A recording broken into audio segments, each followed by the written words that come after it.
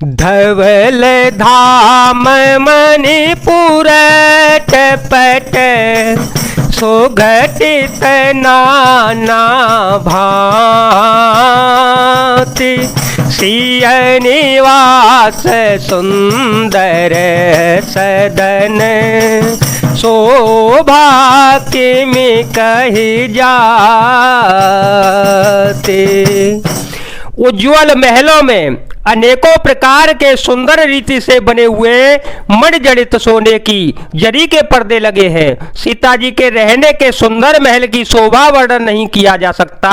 शोभग द्वार सब कुलिस कपाटा भूप भीर नट मांगद भाटा बनी विशाल बाजी गजशाला हय गय रथ संकुल सब काला सूर सचिव से नप बहु तेरे नपग्रह सरे सदन सब के रे पुरबाहिर सर सरित समीपा उतरे जह तहाँ विपुल महीपा। राजमहल के सब दरवाजे फाटक सुंदर हैं जिनमें वज्र के मजबूत अथवा हीरे के चमकते हुए किवाड़ लगे हैं। वहां मातहत राजाओं नटों मागधों और भाटों की भीड़ लगी रहती है। घोड़ों और हाथियों के लिए बहुत बड़ी बड़ी गुड़शालाएं और गजशालाएं फील खाने बने हुए हैं जो सब समय घोड़े हाथी और रथों से भरी रहती हैं। बहुत से शूरवीर मंत्री और सेनापति हैं। उन सब के घर भी राजमहल सरीके ही हैं। नगर के बाहर तालाब और नदी के निकट जहां तहां बहुत से राजा लोग उतरे हुए डेरा डाले हुए हैं। देखी अनूप कयवराई देखी अनूप कयवराई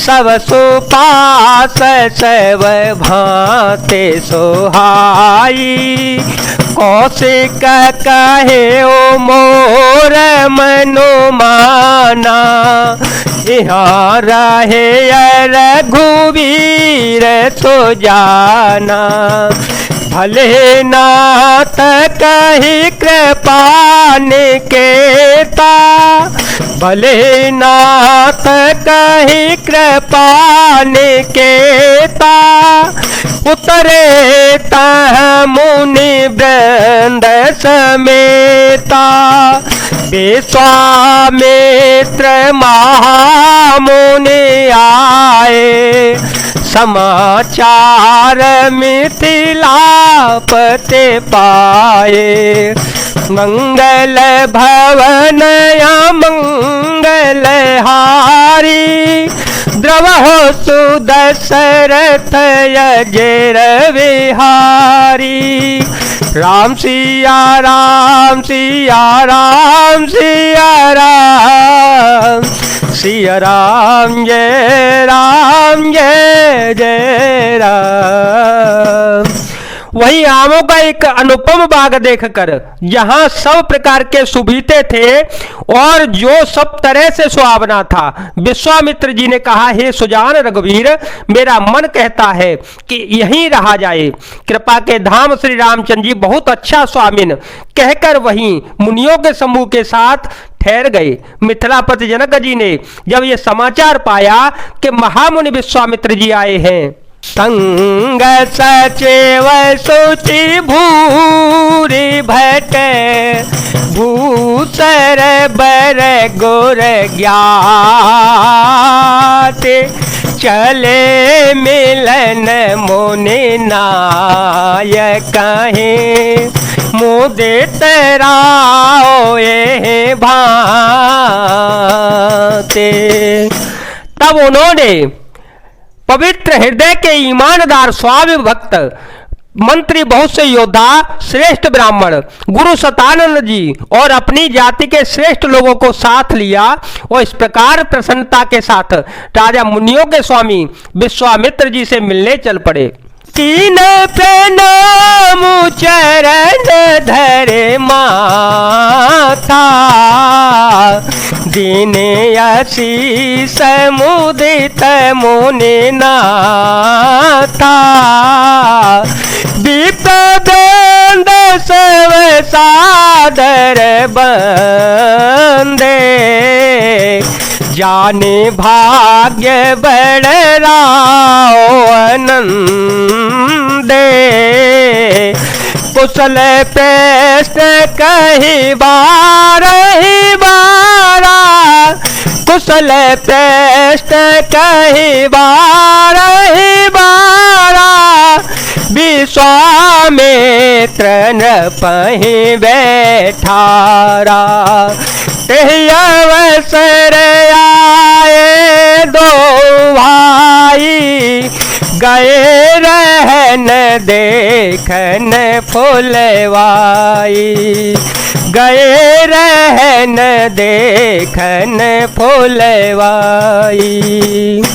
राजा ने मुनि के चरणों में मस्तक रखकर प्रणाम किया। मुनियों के स्वामी विश्वामित्र जी ने प्रसन्न होकर आशीर्वाद दिया। फिर सारी ब्राह्मण मंडली को आदर सहित प्रणाम किया और अपना बड़ा भाग्य जानकर राजा आनंदित हो गए।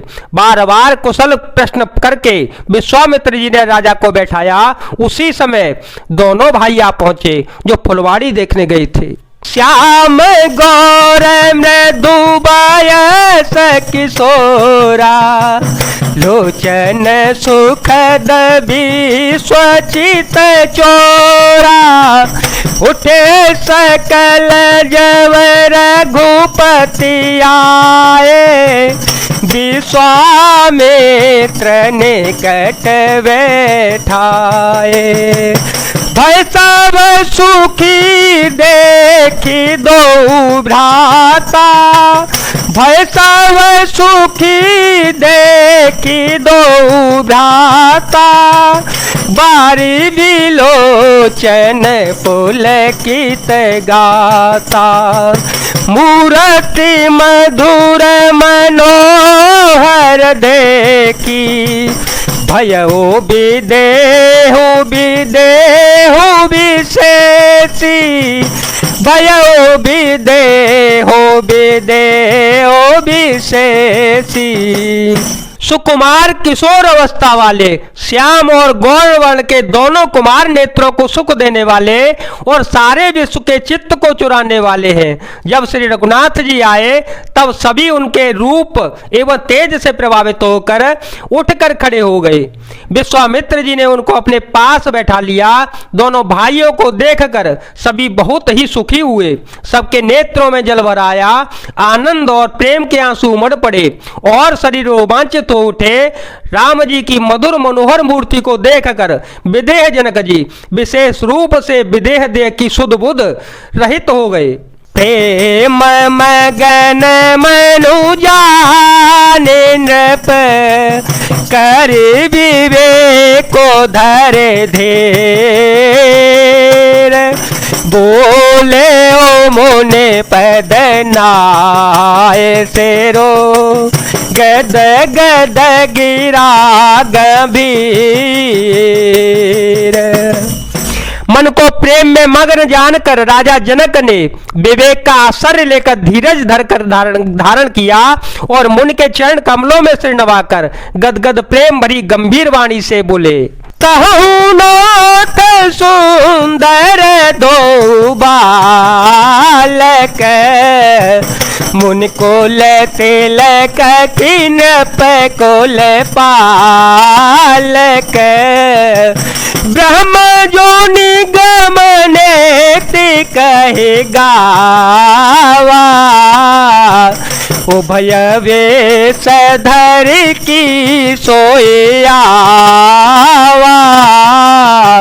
सहज विराग रूप मनु मोरा, सहज विराग रूप मनु मोरा, थकित होत जिमि चंद चकोरा। ताते प्रभु पूछऊं सते भाव, कहो नाथ जनि करो दोराओ। कहो नाथ जनि करो दोराओ। हे नाथ कहिए, ये दोनों सुंदर बालक मुनि कुल के आभूषण हैं या किसी राजवंश के पालक, अथवा जिसका वेदों ने नेति कहकर गान किया है?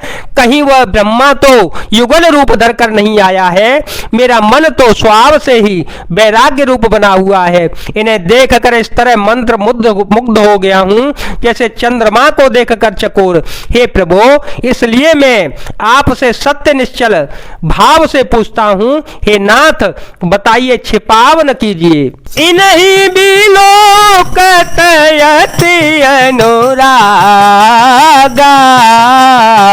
बरबस ब्रह्म सुख ही मन त्यागा।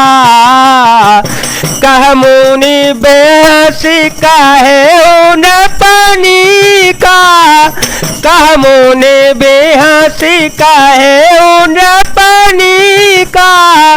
बचन तुम्हारे न होए अलेका, ये प्रिय सवहि जहाँ लगी प्राणी।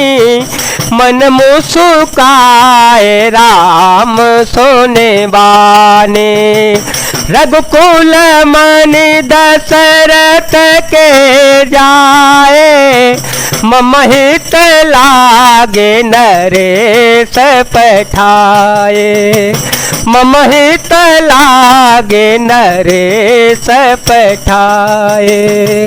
ममहित लागे नरेश पठाए।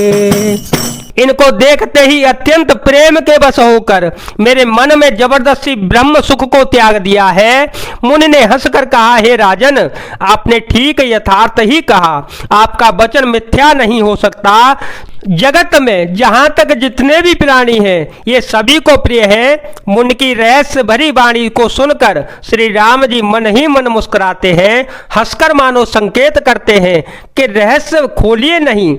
तब मुनि ने कहा, ये रघुकुल मणि महाराज दशरथ जी के पुत्र हैं। मेरे हित के लिए राजा ने इन्हें मेरे साथ भेजा है। राम लखन दो बांधोवर, रूप शील बल धाम। मख राखे ओ सबो साथे जगो, जीते असुर संग्राम। ये राम और लक्ष्मण दोनों श्रेष्ठ भाई रूप हैं, शील और बल के धाम हैं। सारा जगत इसका बात का साक्षी है कि इन्होंने युद्ध में असुरों को जीत कर मेरे यज्ञ की रक्षा की है। जय जय श्री राम, जय वीर हनुमान जी महाराज, जय भोलेनाथ, जय दीनानाथ, जय शिव शंकर।